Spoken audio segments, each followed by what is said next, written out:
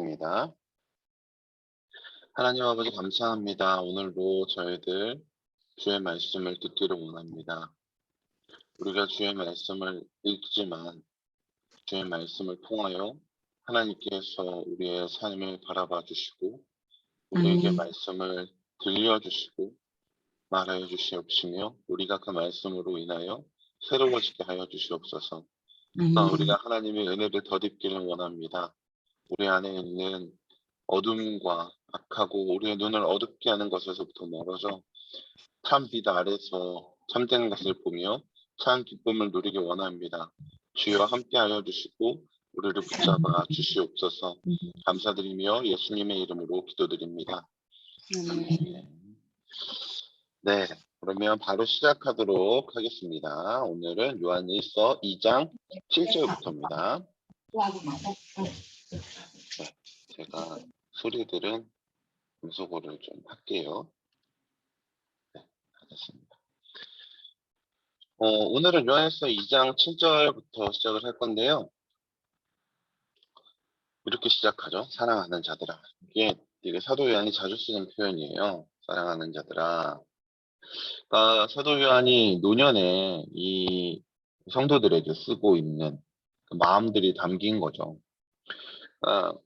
사도 요한은 사도 바울이 열심히 사역했던 시절에 그 열정을 담는 그 모습보다는 노년에 정말 사랑하는 그 다음 세대의 성도들을 향하여 그리고 힘들어하고 있는 그런 성도들을 향하여서 참된 것이 무엇인지 가르쳐 주고자 하는 마음이 커요. 그래서 곳곳에서 이런 표현이 나옵니다. 사랑하는 자들아, 사랑하는 자들아 라고 나오는데 이 사랑이 또한 요한일서의 가장 중요한 핵심이기도 합니다. 코이노니아라는 말, 하나님의 교제에서 코이노니아에서 하나님의 교제의 핵심은 바로 사랑이라는 걸 알 수 있죠. 사랑이 흘러가고 있는 사도 요한의 모습도 볼 수 있습니다. 그 사도 요한이 7절에 이렇게 얘기해요. 내가 새 계명을 너에게 쓰는 것이 아니다. 새 계명이 아니다. 이 계명이 뭘까? 이 계명이 뭘까라고 생각해 보면 이거는 예수님이 말씀하셨던 거 있잖아요. 하나님을 사랑하는 것과 이웃을 사랑하라라고 하는 그 계명인데 그게 새 계명이 아니라 너희가 처음부터 가진 옛 계명이다라고 말해요. 이게 뭐냐면 하나님을 사랑하고 이웃을 사랑하는 것. 이거는 예전에 없었던 일이 아니에요. 예전에 없었던 게 아니라 율법의 정신이자 핵심이에요. 하나님이 율법을 기록하게 하신 이유는 하나님을 사랑하고 이웃을 사랑하게 하시기 위함이라는 거죠. 그래서 신명기 6장 5절에서도 명시되는 거고 예수님도 동일하게 말씀을 하고 계시는 거예요. 그래서 이 얘기를 하는 거죠. 율법의 핵심, 그러니까 과거 구약에서부터 있었던 그 말씀, 너희가 듣고 배우고 알았던 그 구약의 말씀에 이미 이것이 있는 것이다 라는 걸 강조하는 거예요. 왜냐면 지금 요한일서를 받아서 읽어야 되는 수신자 입장에서는 거짓 가르침에 대한 그 오해들, 거짓 가르침으로 인한 혼동들을 피해야 되거든요. 그 사람들이 얘기하는 것 중에 하나가 이것이 그냥 막 생겨난 거다라고 얘기했기 때문에 사도 요한은 태초부터 계신 이에 대한 이야기로 시작을 했고 과거 구약에 있었던 그것이 성취된 것이며 이미 구약에서도 하나님을 사랑하고 이웃을 사랑하는 정신이 있었다라는 걸 강조하고 있었던 거예요. 그래서 첫 시작은 이렇게 하고 있는 거죠. 이 새 계명을 너에게 쓰는 것이 아니라 이미 옛날부터 있었던 이 정신에 대해 말하고 있는 거예요. 그 마음. 이미 하나님이 원래부터 하나님의 백성에게 주셨던 그 핵심에 대해서 말하고 있는 거예요. 근데 이게 옛날과는 다른 방식으로 새로워졌어 라는 이야기를 8절에 이어가는 거죠. 8절에 가면 다시 내가 새 계명을 쓰는 아니 앞에는 새 계명 쓰는 거 아니야 라고 해놓고 다시 또 새 계명 쓴다고 얘기하잖아요. 되게 헷갈리는데 요거를 잘 이해하셔야 돼요. 여기서 새 계명을 쓰는 것이 아니다 라고 말하는 건 무언가 이전과는 다른, 이전과는 정신이 다른, 아예 색달라진, 아예 완전히 바뀐 그런 걸 얘기하는 게 아니라는 걸 7절에서는 얘기하는 거고, 8절은 그 정신이 드러나고 또 그 정신이 새로워졌다라는 의미에서 세계명이라는 표현을 쓰는 거예요. 같은 말이지만 요한이 의도한 그 의도가 다른 거죠. 그래서 내가 다시 너에게 새 계명을 준다라고 말하면서 새 계명이 어떻게 새로워졌는지에 대한 걸 집중을 하게끔 만들어 주는 거예요. 이 새 계명이 그에게와 너에게도 참된 것인데, 이 새 계명과 관련된 핵심이 뭐냐면 어둠이 지나가고 참 빛이 비쳤다라는 것과 연관이 있다는 거예요. 어둠이 지나가고요, 참 빛이 시작되었다, 이 얘기예요. 여기가 우리 7절과 8절에서 제일 중요한 부분입니다. 세계명의 핵심이기도 해요. 세계명은요, 옛날 계명과 같은 정신을 공유합니다. 정신이 같아요. 동일한 정신이죠. 하나님을 사랑하고 이웃을 사랑해. 이거는 같은 정신이자 하나님의 한 마음이에요. 이건 동일한 거예요. 동일해요. 근데 이게 여러 가지 의미에서 조금 새로워져요. 그건 뭐냐면 1번 첫 번째 뭐냐면 예전에는 온전한 성취가 불가능했어요.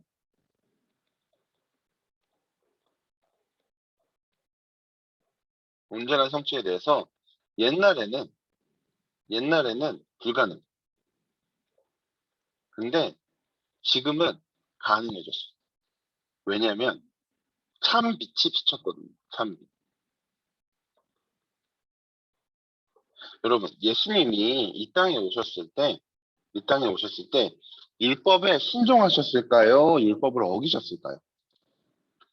율법을 다 순종하셨죠. 다 하나님이 원하시는 그 마음 그대로 다 순종하셨어요. 그래서 그 의를 이루셨다. 이렇게 표현하거든요. 이 이루신 게 뭐냐면 완전한 성취라는 거예요. 옛날에는 인간이 스스로 이걸 이루지 못했어요. 인간이 스스로 하지 못하는 거죠. 근데 이제는 참 빛이 비쳤고 그리스도와 동행하고 그리스도와 연합한 자가 되어서 예수님 안에서 이제 우리는 율법을 지켜갈 수 있는 존재가 된 거예요. 그러니까 우리 힘으로 하는 게 아니라 예수님과 함께 함으로 그것들을 지켜갈 수 있는 존재로 변화된 거죠. 과거와는 달라진 거예요. 두 번째, 옛날에는 그 율법이 어디에 새겨졌냐면 돌판에 새겨졌거든요. 돌판에. 지금은 마음에 새겨 있어요. 옛날에는 십계명의 두 돌판에 새겼잖아요. 근데 이거를 이제 하나님이 우리의 마음에 새기신 거예요. 새로워졌죠. 그러니까 우리는 그 돌판에 새겼던 외형적인 게 아니라 우리 내면에서부터 하나님의 말씀에 하나님의 율법에 순종하며 살아가는 존재로 새로워지는 거예요. 그걸 통해서 우리 마음에서부터 하나님을 사랑하고 이웃을 사랑할 수 있는 존재가 된 거죠. 세 번째, 이것이 신약의 성도들, 오늘날 우리 성도들에게 주어진 가장 큰 축복 중에 하나인데 성령께서 내주하세요. 과거에는 특별한 사명을 준 이들에게 성령의 어떤 기름 부으심이 있었다면 이제는 모든 믿는 자들이 성령의 내주하심, 성령과 함께 살아가게 되는 거죠. 우리 마음 안에. 이 성령께서 무엇을 하시냐? 우리가 하나님과 함께 하도록, 성령이 함께 하시는 게 하나님 함께 하시는 거죠. 하나님과 동행하게 하시고, 그리고 우리의 마음 속에서 그 말씀에 순종할 수 있도록 도와주세요. 그 말씀을 들리게도 하시고, 또 깨닫게도 하시고, 그리고 성령께서 우리가 때로는 그 말씀의 그 요구에 살지 못하는 우리를 꾸짖기도 하시고 하면서 우리가 성령의 내주를 통하여서 이제는 이 하나님의 요구, 이웃을 사랑하고 하나님을 사랑하는 요구에 온전하게 반응할 수 있는 존재가 된 거죠. 그리고 이 성령을 통해서 이제는 말씀에 순종하는 백성으로 살아갈 수 있는 새로운 백성이 되는 거죠. 그런 의미에서 새롭다는 거예요. 그러니까 정신은 같은데 존재가 바뀐 거죠. 그러니까 과거와 다른 건데 이 부분 되게 중요해요. 그리스도인이라는 말에 있어서 사도 요한이 쓰는 표현 중에 하나가 뭐냐면 중생이에요. 중생. 그러니까 born again이죠. 그러니까 다시 태어난 거예요. 다시 태어난 거예요. 그러니까 존재에 변한 거예요. 존재적 변화인데 여기에 핵심이 뭐냐면 성령의 내주예요. 우리가 새로운 사람이 됐어요. 새로운 사람이 됐어요. 그리고 성령께서 우리 안에 함께 하셔요. 그러니까 이 사람에게 주신 율법의 요구가 다른 양상으로 흘러가는 거죠. 그러니까 이전과는 다른 거예요. 옛 계명과 동일한 명령을 주시지만 그 동일한 정신을 주시지만 우리는 이 시대 속에서 성령과 함께 그것을 지킬 수 있는 자로 살아가게 되는 거죠. 그렇잖아요. 그러니까 말씀을 지키는 것이 하나님의 사랑이 참으로 우리 안에 온전하게 되는 것인데 그게 과거에는 인간의 힘으로 불가능했다고요. 죄인이기 때문에, 죄의 문제를 해결하지 못했기 때문에. 근데 이제는 그리스도의 십자가의 죽으심과 부활하심으로 누구든지 그를 믿는 자는 성령의 선물을 받으며 그 성령과 함께 함으로 그 말씀을 지켜나갈 수 있는 존재가 된 거죠. 그래서 어둠은 지나간 거예요. 어둠이 지나갔잖아요. 우리 이제는 빛이 비친 거예요. 참빛. 특별히 참빛이다 라고 말하는 이유도 중요해요. 참빛. 참빛이라고 얘기하는 것도 그냥 세상에 있는 태양이나 뭐 그냥 달 이런 게 아니에요. 그냥 빛 자체. 그러니까 태양도 빛이라는 개념을 갖기 시작한 게 아예 원초적인 빛이신 그 하나님의 그 손길이 닿는 거죠. 하나님의 창조 작품이니까. 그래서 빛이 비춰지는데 그거 말고 진짜 완전한 빛. 하나님의 임재 안에 누리는 그 빛이 이미 이제 벌써 비춰진 거예요. 왜냐하면 그리스도께서 죽으셨고 부활하셔서 누구든지 그를 믿는 자는 하나님의 자녀가 되는 권세를 주시고 성령이라는 선물을 주시고 성령과 함께 살아가게 하시잖아요. 그래서 어둠은 지나가는 거예요. 어둠은 지나가고 새로운 존재가 되었고 새 계명을 지켜나갈 수 있는 그러니까 그 계명을 지켜나갈 수 있는 존재가 된 거죠. 그런데 이런 사람이 있다는 거예요. 빛 가운데 있다. 빛 가운데 있다. 하나님과 동행한다. 코이노니 안에 있다. 이런 이야기 계속 했었죠. 기억나시죠? 빛 가운데 있다. 뭐 코이노니 안에 있다. 하나님과 동행한다. 라고 하면서 형제를 미워하는 자가 있대. 근데 이 자는 지금까지도 그러니까 지금 아까 8절에서 지나갔고 벌써 지금 시간 기억 되시겠죠? 자, 어둠은 지나가는 거예요. 이제는 참 빛으로 비춰지고 있는 거예요. 누구든지 누구 안에 있으면 그리스도 안에 있으면 그리스도 안에 있으면 근데 그리스도 안에 있다고 말은 하는데 하나님의 말씀을 지키지 않아요. 그리고 더 중심적으로 형제를 미워해요. 이건 뭐예요? 이웃사랑 실천 안 해요. 그렇다고 하면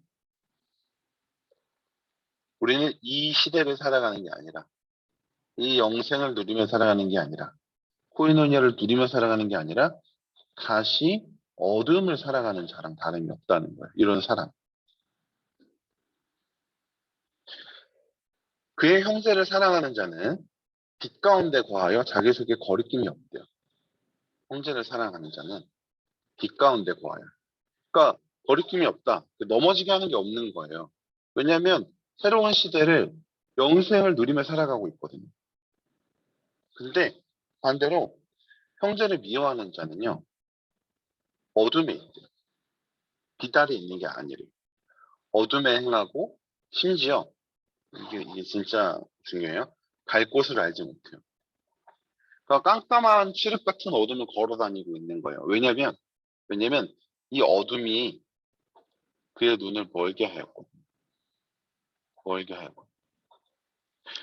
그러니까 요거를 좀 정리를 할게요. 지금까지 좀 형제를 사랑하는 자는 산빛 아래 있고 거리낌이 없지만 이용하는 자는 빛 가운데 있는 게 아니고 아직도 어둠 아래 있고 어둠에 행하고 있고 어둠이 그의 눈을 멀게 하고 있다는 그 9절, 10절, 11절을 좀 같이 보도록 하는데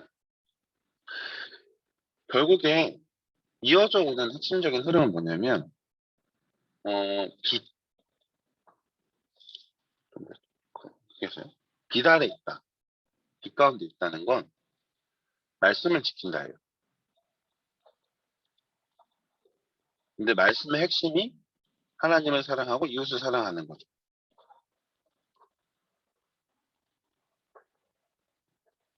그렇죠? 그리고 말씀을 지키는 사람은 또 뭐예요? 하나님을 안다 하는 사람이잖아요. 하나님 사랑, 이웃 사랑을 실천하는 사람이기도 한 거예요.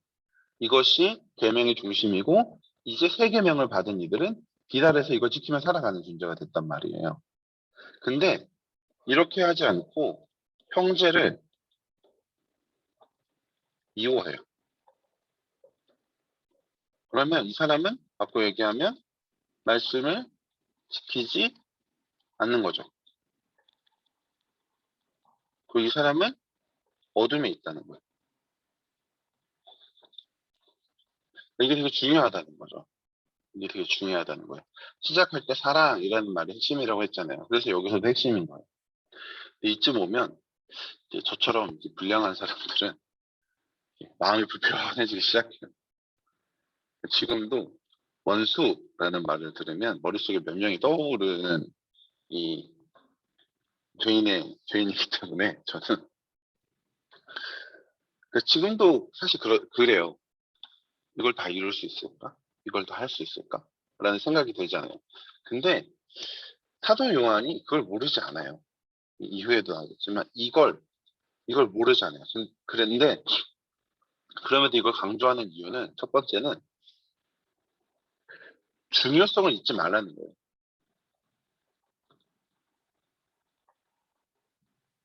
중요성을 기억해야 되는 거예요. 이 중요성을. 비단에 있으면 달라야 해요. 여러분, 좋은 그리스도인, 그러니까 사실 좋은 그리스도인이라는 표현조차도 별로 좋아하지 않는 사람들도 있기는 해요. 그리스도인이라면 응당 성경대로라면 열매를 맺어야 하니까. 근데 사실 성숙한 그리스도인이 아닐 수도 있잖아요. 아직 성숙하지 못할 수도 있잖아요. 그래서 성숙하지 못한 사람들로 살아가다 보면 이 사랑이 너무도 어려워요. 정말 성숙하지 못하면. 그리고 성숙하더라도 이건 너무 어려워요. 제가 지난주에 말씀드렸잖아요. 성도는 성도는 그 영화의 길에 이를 때까지 성화의 과정을 거치는데 이렇게 걷는다고 말씀드렸잖아요. 성화의 과정을 걷는데. 그러니까 이웃을 사랑하려 해도 진짜 원수가 나타나면 너무 어려워요. 진짜로. 너무 힘든 거죠. 근데 사도 요한이 강조하고자 하는 건 뭐냐면, 너 이렇게 떨어졌어? 너 이웃 사랑하지 않았어? 형제 때문에 막 그랬어? 너 어둠에 있네? 너 빛 가운데 있는 거 아니네? 너 제대로 믿는 거 아니네? 라고 비난하기 위한 게 아니에요. 그러니까 제가 사도 요한은 자신이 사랑하는 성도들을 향해 썼다 그랬잖아요. 그러니까 이들이 옳은 길을 가길 원하는 거예요. 그러니까 이걸 강조하면서 이걸 잊지 말라는 거죠. 그러니까 사랑의 삶을 살도록 노력해야 되는 거예요. 노력의 중요성은 결국 뭐냐면 투쟁하는 거예요. 정말 사랑의 공동체는요. 개개인이 그냥 있는 대로 살지 않아요. 실현하고 살아가는 거예요. 자기 자신을. 죄와의 싸움, 세상과의 싸움을 해 나가는 거예요. 그래서 12절부터는 그 얘기가 나와요. 12절로 넘어가 보겠습니다. 네. 자녀들아, 내가 너희에게 쓰는 것은 너희 죄가 그의 믿음으로 말미암아 사함을 받았으며 요 표현만 잘 보세요. 자녀들아. 두 번째, 아비들아. 내가 너희에게 쓰는 것은 너희가 태초부터 계신 일을 알았으며, 청년들아, 내가 너희에게 쓰는 것은 너희가 악한 자를 이기었습니다. 다시, 아이들아, 내가 너희에게 쓰는 것은 너희가 아버지를 알았으며, 아비들아, 내가 너희에게 쓰는 것은 너희가 태초부터 계신 일을 알았으며, 청년들아, 라고 다시 나가죠. 내가 너희에게 쓰는 것은 너희가 강하고 하나님의 말씀이 너희 안에 거하시며 너희가 흉악한 자를 이기었습니다. 여기 순서 잘 기억하세요. 순서를 기억하면 어떻게 되죠? 처음에 자녀, 두 번째 아비, 세 번째 청년, 네 번째가 아이, 다섯 번째가 다시 아비, 그리고 마지막 다시 어, 청년이잖아요. 그렇죠? 순서가 좀 이상하다고 생각하지 않으세요? 원래 순서대로면 자녀, 청년, 아비가 맞는 것 같잖아요. 근데 왜 이렇게 했을까에 대해서 다양한 의견이 있는데 제가 그렇구나라고 생각했던 게 있어요. 그게 뭐냐면 이거는 시작이에요. 여기는 시작. 여기는 이제 목표적 목표이자 끝. 그러면 청년은 과정이고요. 그러니까 자녀가 아비가 되려면 청년의 시기를 거쳐가잖아요. 그러니까 이 얘기를 하면서 사도 요한이 강조하려고 하는 건 여기 있는 거죠. 청년의 시기. 그러니까 여기에 자녀, 아비, 청년은 이 세 가지의 어떤 구분은 영적인 성숙도를 나타내요.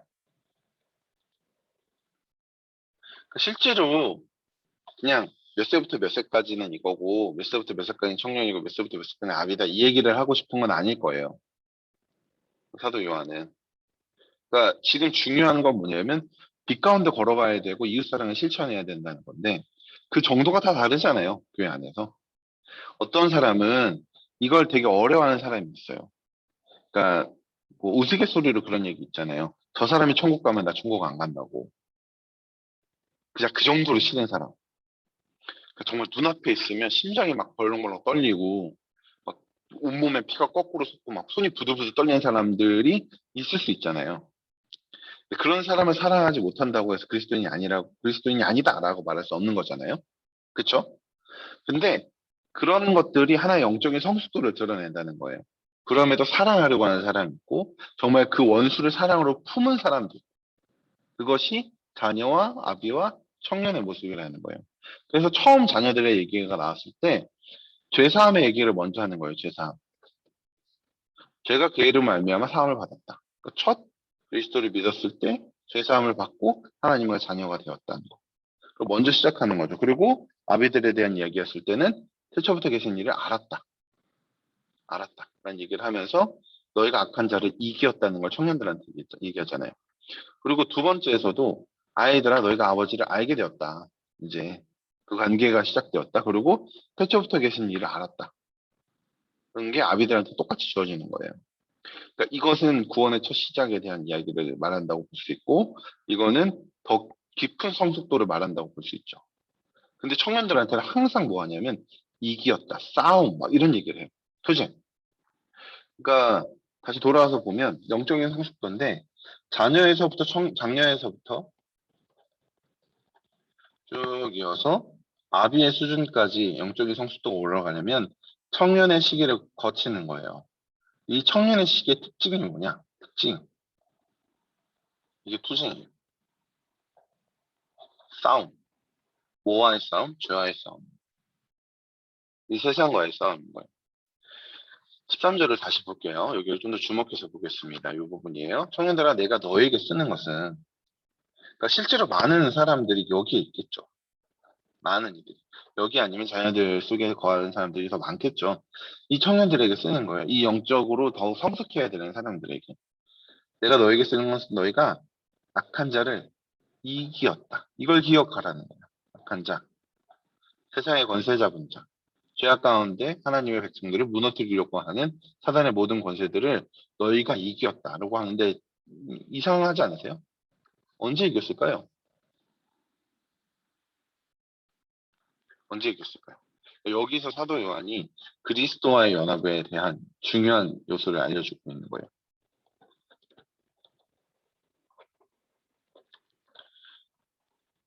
여기를 잘 보셔야 돼요.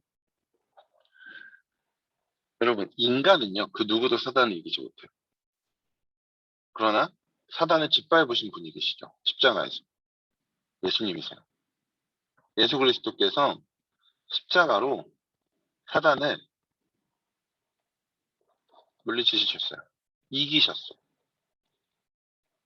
이 승리를, 이 승리를요, 누구에게 나눠주시냐면, 그리스도 안에 있는 자, 그리스도 안에 있는 사람들, 그리스도와 함께하는 사람들, 참 빛 가운데 걸어가는 사람들한테 이 승리를 주셨다고요. 그러니까 그리스도 안에 있으면 이미 사단을 이긴 거예요. 왜냐하면 그리스도께서 이기셨으니까. 그 얘기하는 거예요. 너희가 악한 자를 이겼잖아. 라고 말하는 거죠. 그런 거예요. 이웃을 사랑하고 하나님을 사랑하는 그 삶을 살아가야 하는데, 마음 안에 있는 악한 마음들, 또 내 안에 연약함들 다 있는데, 그걸 가지고 공격하는 사단들에게 무너지지 말고, 더 그리스도를 바라보면서 사랑하도록 애써야 한다는 거예요. 그 투쟁의 삶을 살아가야 한다는 거예요. 이미 너희가 승리했잖아. 승리했잖아는 말을 할 때 그 얘기를 하는 거죠. 너희가 승리했어. 왜냐면, 너희가 함께 하고 있는 예수님이 승리하셨거든. 너희가 그 안에 있으면 그 예수님의 승리가 너의 것이거든. 이라는 얘기를 사도 요한을 사랑하는 그 자녀들에게 해주고 있는 거예요. 그러니 그 승리가 이미 있다면 그 투쟁을 두려워하지 말고 싸워 나가야 한다는 거예요.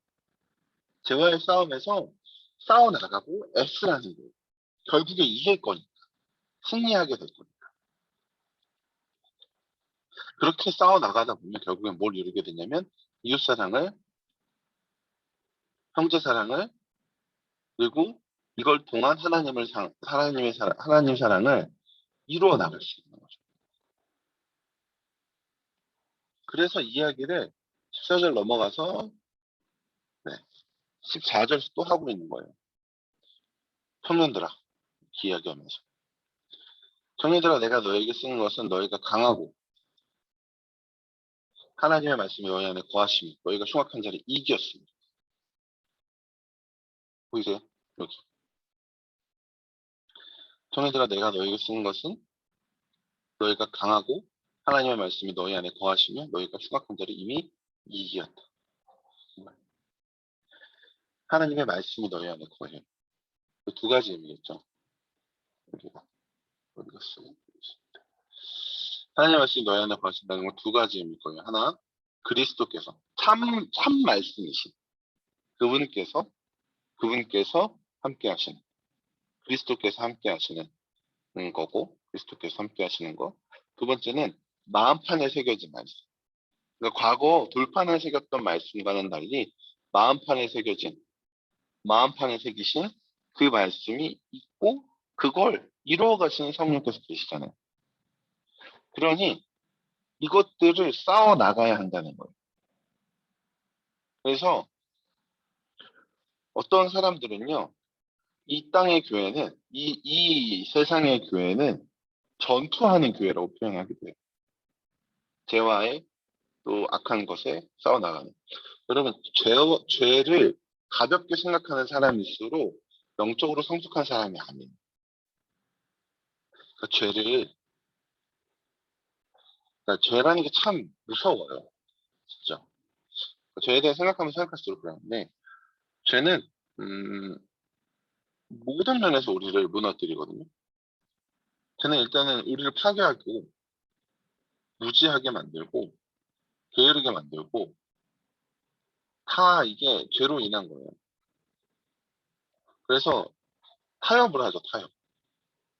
이 정도면 뭐, 타협을 하잖아요.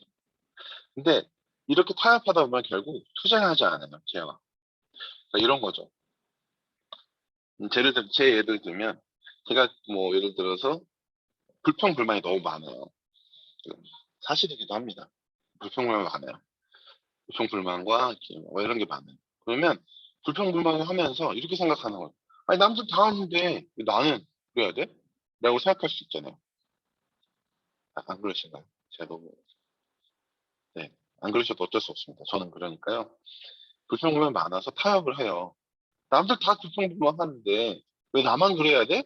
라고 생각을 하잖아요. 왜 나만 감사하며 살아야 되니? 막 그런 게 있는 거야? 다 그러잖아. 라고 생각하면 결국 이걸 타협하는 거예요.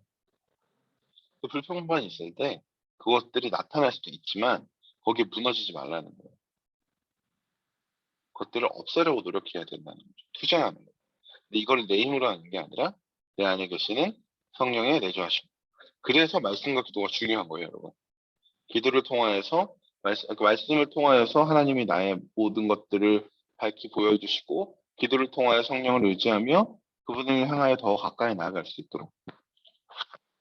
그래서 결국에는 그 일들을 계속해 나가는 것, 그것들을 계속 감당해 나가는 것이 중요한 거죠. 그것이 자녀에서 아비로 이르는 길이라는 거예요. 그것이 어둠에 푹 빠져서 갈 길을 모르고 정말 눈까지 어두워져 살아가는 사람들로 살아가지 않고 깨어 살아가는 길이라는 거죠.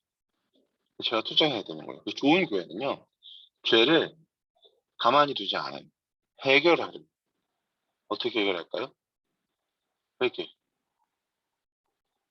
하나님 앞에서 우리 이웃들에게 내가 상처 준 애들에게 사죄하고 또 하나님 앞에 나의 모든 죄를 고백하고 그리고 다시 돌이켜 그것들을 가지 않으려고 애쓰는 것이 그것이 청년의 때를 살아가는 사람들이 해야 하는 일이라는 거예요. 그것이 빛 가운데 걸어가는 그 사람이 보여주는 모습이라는 거죠. 이런 사람들이 나누는 공동체야말로 코이노니아의 기쁨을 누리는 거예요. 그렇다고 여러분 조심해야 될 건 뭐냐면 이거는 내일을 그렇게 하는 거예요. 자기. 이렇게 해서 이제 또 나중에 예전에 그 착각을 하잖아요. 특히 이제 어, 저 같은 사람이 더 착각을 많이 해요. 신학교에 들어가서 신학을 막 그 초기 때 이제 저처럼 부족한 사람이 착각을 하는 게 뭐냐면 그래 성도님들이 이런 걸 모르니까 내가 가르쳐야 돼. 저분들이 이런 걸 모르니까 내가 이래야 돼 라는 생각으로 나는 우월하다고 생각하는 착각을 하는 거죠. 항상 여러분 이런 제어의 싸움의 시작은 누구부터 하는 거냐면 나 자신부터 시작하는 거예요. 나랑 싸우다 보면 내 안에 많이 공격하는 거랑 싸우다 보면요 어떻게 되냐면 죄에 대해서는 단호해지지만 나에 대해서는 단호해지면서 다른 사람들 다른 사람들이 싸우고 있는 것이 얼마나 힘든지를 알게 돼. 내가 싸워봤으니까 내가 이걸 해봤으니까 이웃을 사랑하는 게 더 어렵다는 걸 해본 사람들은 알아요. 그러니까 이웃 사랑을 하지 못하는 이들에게 사랑해야 돼요라고 말할 때 그 마음이 다른 거죠. 그 마음이 다른 거예요. 마치 그런 거죠. 어떤 길을 이미 걷고 있는 사람들과 그 길을 걸어갔던 사람들이 그 바로 다음을 걷고 있는 사람들에게 이거 조심해야 돼라고 가르칠 때는 그 마음이 다르거든요. 그렇잖아요. 마음이 다른 것처럼 이 죄와의 싸움, 투쟁, 이거는 결국에는 나 스스로 먼저 하는 거예요. 나 개인적으로 먼저. 그리고 내가 정말 그 싸움을 해 나가면서 다른 사람들을 사랑하는 마음으로 그들에게 권면하고 나아가야 하는 거죠. 이게 되지 않으면 서로 손가락질 하면 이제 또 죄가 더 커지는 거예요. 너 죄졌네? 너 이거 죄인데? 라고 손가락질하기 시작하면 그때부터 문제예요. 손가락질 하고 싶다. 그러면 이제 자기 자신부터 돌아봐야 돼. 나부터. 나부터 돌아보고 내가 먼저 하는 게 필요한 거죠. 그리고 다른 사람들을 사랑할 수 있어야 돼요. 그 사랑하는 마음으로 하나님께서 저 사람을 가르쳐 주시고 깨닫게 해주시기 원하는 마음으로 그 사람들에게 다가가서 보여주고 또 좋은 말로 선한 말로 선하게 전달해주고 하는 모든 일들이 사랑의 공동체를 세워나가는 길이라는 거죠. 이게 되게 중요해요. 그리고 이 걸음의 핵심 중에 핵심. 이 싸움을 어떻게 해 나갈 수 있느냐는 거를 뒤에서 이어져 가고 있습니다. 그조차도 결국에는 사랑과 연관되어 있다. 이 얘기를 하는 거예요. 죄와의 투쟁은 결국 사랑 싸움이에요. 희한하죠. 죄와의 투쟁이 사랑 싸움입니다. 죄에 물드는 이유, 죄에 빠지는 이유는 뭐냐면 이 세상이나 세상에 있는 것들을 사랑하기 때문에. 그러니까 이 세상이 음, 저희 그 성악 공부에 있는 것처럼 코스모스. 물론 이제 이 세상이라는 말을 조심해서 들으셔야 돼요. 성경에서 세상이라는 말을 쓸 때 몇 가지로 그냥 쓰기도 해요. 첫 번째는 뭐냐면 말 그대로 하나님이 창조하신 세상.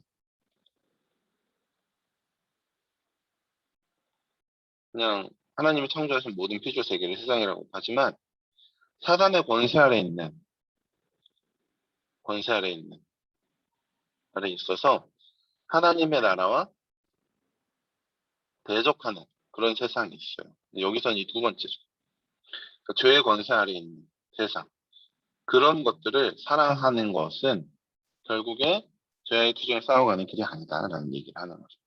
그래서 사랑하지 말고 누구라도 세상을 사랑하면 아버지의 사랑이 그 안에 있지 않다는 거죠. 이거는 하나님이 구약에서부터 계속 얘기하셨던 거죠. 그러니까 여기서 나오는 게 이제 세상 사람들은 왜 기독교는 편협하냐, 배타적이냐라고 말하는데 원래 여러분 사랑은 배타적이에요. 사랑의 속성이기도 해요. 사랑은 이렇게 동시다발적으로 모든 걸 최선을 다해 사랑할 수 있습니다. 되게 희한하게 들리실 수 있지만 둘 중 하나예요. 하나님을 사랑하든지 아니면 나를 사랑하든지. 결국에 우상의 어떤 많은 핵심 중에 하나는 나의 충족이거든요. 자기 자신의 충족. 그래서 죄된 나를 사랑하는 거예요. 죄된 나를 사랑하든지 하나님을 사랑하든지 둘 중 하나인 거예요. 그리고 하나님을 사랑하는 것과 죄된 나를 사랑하고 세상을 사랑하는 그 둘 중 하나를 선택할 수밖에 없는 게 사랑의 속성이에요. 그러니까 이거 두 개를 다 할 수는 없어요. 그러니까 돈을 사랑하느냐 아니면 하나님을 사랑하느냐 뭐 육신의 쾌락을 사랑하느냐 하나님을 사랑하느냐 둘 중 하나인 거죠. 두 가지를 같이 가져갈 수는 없어요. 그래서 세상에 있는 것들을 사랑하지 않으려면 어떻게 해야 되냐면 하나님을 더 사랑해야 돼요. 하나님을 사랑하기 위한 길은 뭐 많이 있죠. 그 사랑을 기억하는 거, 말씀, 기도, 찬양, 예배 등등 막 많이 있죠. 우리 이웃사랑, 이렇게 이웃사랑도 하나님의 사랑을 알아가는 길이기도 하고요. 말씀에 순종하는 거 등등. 이걸 해야 세상에 있는 것들을 사랑하지 않아요. 둘 중 하나거든요, 결국에. 하나님을 사랑하려고 애쓰는 사람일수록 세상에 있는 것들을 사랑하지 않아요. 그런 사람일수록 죄와의 싸움에서 싸워나가는 것을 잘 해나가고 결국 빛 가운데 걸어가고 기쁨을 누려간다는 거죠. 반대로 세상에 있는 것들을 사랑하면 아버지의 사랑 안에서 풍족함을 느끼지 못해요. 결국에. 세상에 있는 모든 것을 16절은 이렇게 얘기하죠. 육신의 정욕과 안목의 정욕과 이생의 자랑이다. 그러니까 이 세 가지의 것들이라고 하는데 결국에 눈에 보이는 거, 이 땅에서 자랑하려 하는 거, 내가 내 정욕을 누리려고 하는 거. 그러니까 뭐 이것들을 정리해서 돈, 성, 권력 뭐 이렇게 표현하기도 하는데요. 이것들을 포함한 모든 거예요, 모든 거. 나의 어떤 이 세상적 만족을 위한 모든 것인 거죠. 근데 이것이 하나님의 사랑 안에 있다면 여러분 조심하셔야 돼요. 돈이 나쁜 거 아닙니다. 성 나쁜 게 아니에요. 나름의 어떤 권력들 그 자체가 나쁜 게 아니에요. 이게 하나님의 사랑, 하나님의 통치 아래 있다면 괜찮아요. 하지만 하나님의 사랑과 배타적으로 있는 이런 것들은 결국 세상을 사랑하게 만드는 거고 아버지께로부터 오는 게 아니에요. 이러면서 이것이 문제라는 거죠. 그래서 결국에 사랑할 때 하나님을 더 사랑하는 게 필요한 거예요. 17절에 이렇게 얘기하죠. 세상도 정욕도, 그러니까 위에 있던 요 세 가지, 육신의 정욕, 안목의 정욕, 이색의 자랑을 이 정욕 하나라는 말로 표현을 한 거예요. 정욕도 다 지나가되 뭐만 남냐면 하나님의 뜻을 행하는 자만이 영원히 거한대. 그러니까 결국 이게 중요하다는 거예요. 핵심. 그러니까 이런 생각을 해볼 필요가 있는 거예요. 뭐냐면 우리가 지금 하나님과 동행에 대한 고유논의에 대한 이야기를 좀 하고 있었잖아요. 계속 하고 있잖아요. 그리고 이거를 적대하고 파괴하는 게 죄예요. 그렇죠? 죄가 이것들을 파괴한다고 공격해. 근데 이 죄가 파괴하는 것을 막기 위해서는 결국에는 최종적으로는 하나님을 사랑하는 일에 힘써야 하는 거죠. 근데 하나님을 사랑하는 일에 힘쓰는 건 결국 말씀을 사랑하는 거고요. 말씀을 사랑한다는 건 이웃을 사랑하는 것이고 또 하나님의 율법을 지켜나가는 것이고 또 그것들을 지키기 위해서 하나님을 더 사랑해야 돼요. 그래야 이 코인노니아가 더 견고하게 서나가고 이 안에 기쁨이 넘쳐나는 거죠. 그러니까 저는 이 하나님 사랑이라는 게 매우 단순하지만 강력하다고 생각하는 거예요. 그러니까 사도 요한이 강조하고 있는 그 강력함이 여기 있는 거죠. 이렇게 질문할 수 있어야 돼요. 오늘 나는 하나님만을 사랑하고 살아가느냐? 그 하나님을 사랑하는 데서부터 모든 게 시작하느냐? 아니냐? 그 제가 이제 이렇게 말씀을 나눌 때마다 제 얘기를 자꾸 하는 이유가 뭐냐면 읽다가 제가 많이 찔려서 그래요. 제가 찔려서 그래요. 저는 몇 분 안 계시니까 뭐랄까요? 그 성경에 대해서 잘 알고 싶고 더 알고 싶고 더 공부하고 싶고 이 일에 힘쓰고 싶어요. 말씀에 대해서. 그 마음이 하나님을 사랑하는 데서부터 나오지 않을 수도 있어요. 누군가에게 나를 보여주기 위한 것일 수도 있다는 거죠. 동일한 일이지만. 하나님을 사랑하기 때문에 이 말씀을 알고 이 말씀 속에 주셨던 그 은혜들을 붙들고 살아가고자 하느냐. 하나님을 사랑하고 하나님의 백성들을 사랑하기 때문에 그 백성들에게 올바른 것들을 전하고 싶어서 이 말씀을 연구하느냐. 아니면 동일한 시간에 동일한 행동을 하지만 이걸 통해서 성도님들에게 나 이만큼 알아요 라고 자랑하고 싶어서 하느냐. 다를 수 있는 거죠.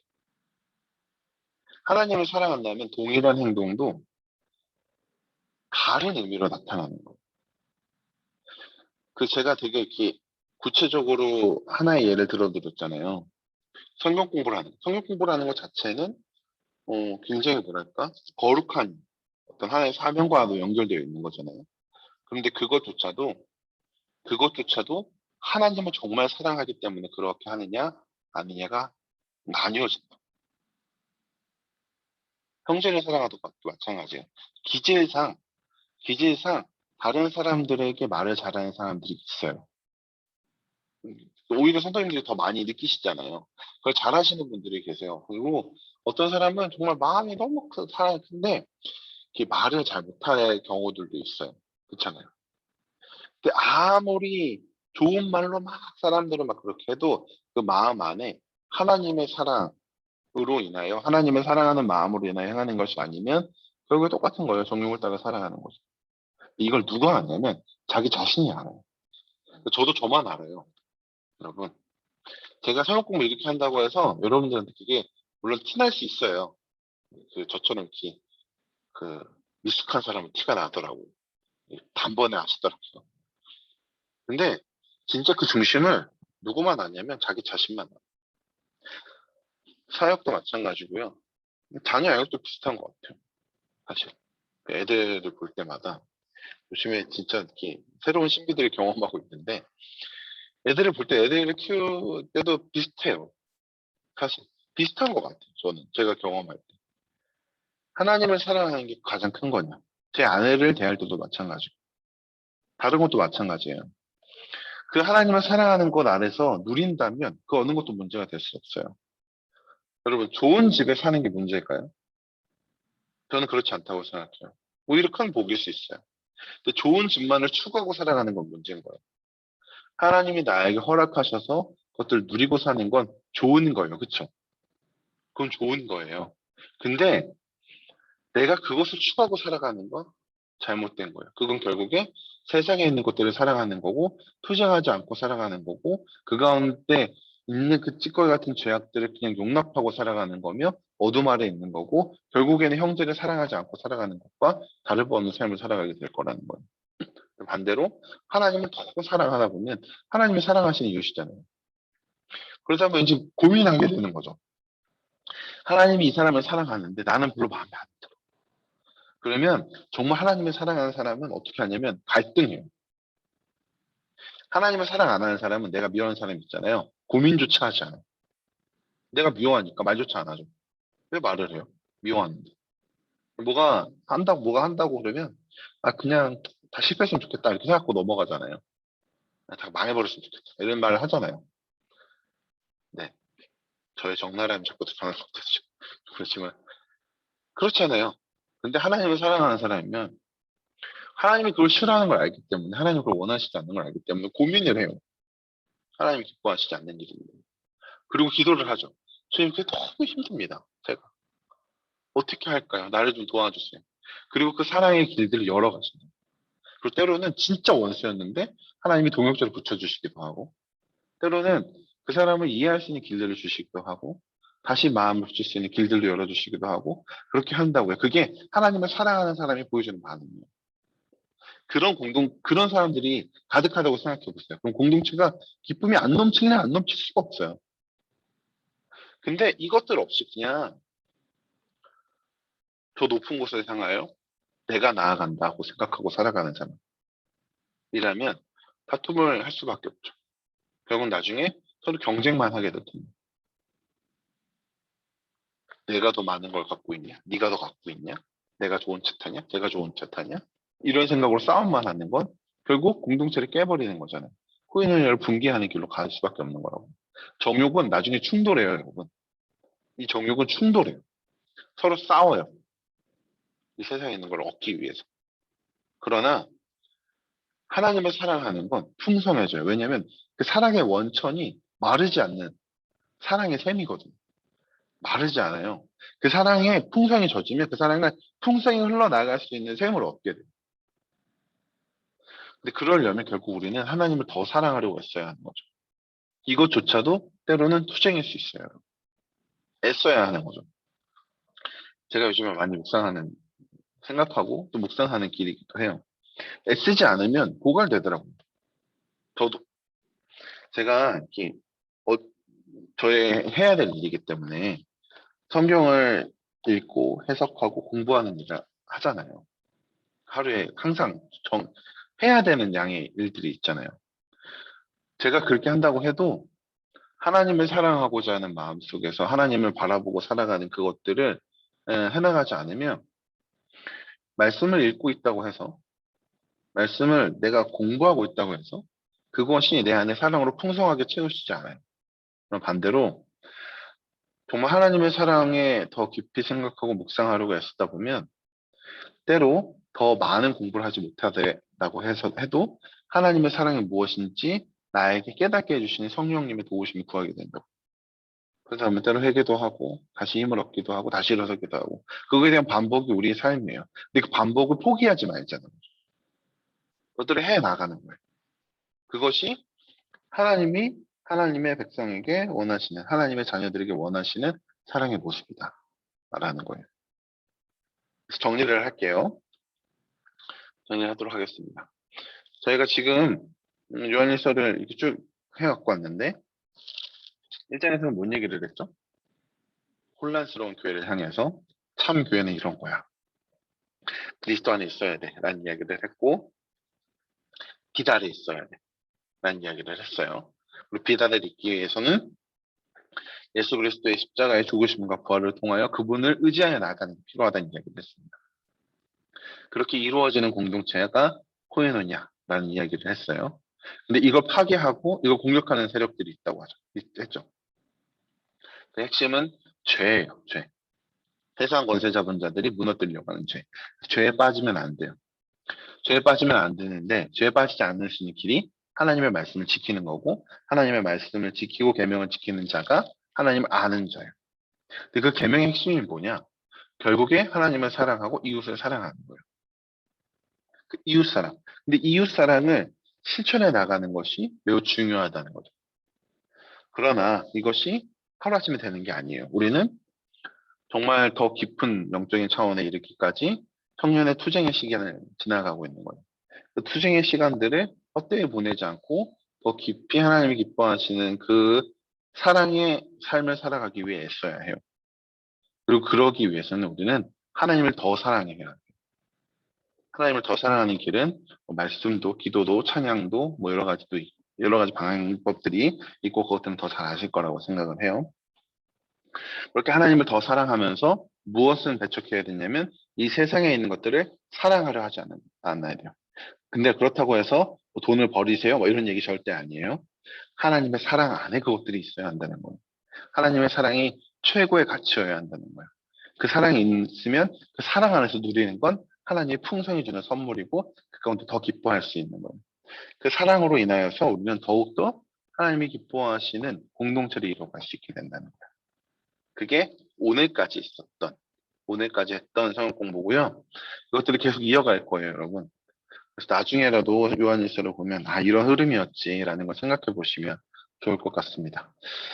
네, 오늘은 여기까지 하고요. 질문 있으시면 언제든지 해주시고 저한테 개인적으로 카톡으로든 언제든지 해주시면 좋겠고요. 다음 주에는 요한일서 2장 18절부터 29절까지 이렇게 이어갈 거예요. 읽어봐 주시고 항상 누적해서 읽어주시면 좋겠어요. 누적해서 앞에 거 다시 읽어보고 다시 새기고 읽어보고 새기고 하나님께서 나에게 가르쳐 주시기를 소망하면서 하면 좋겠습니다.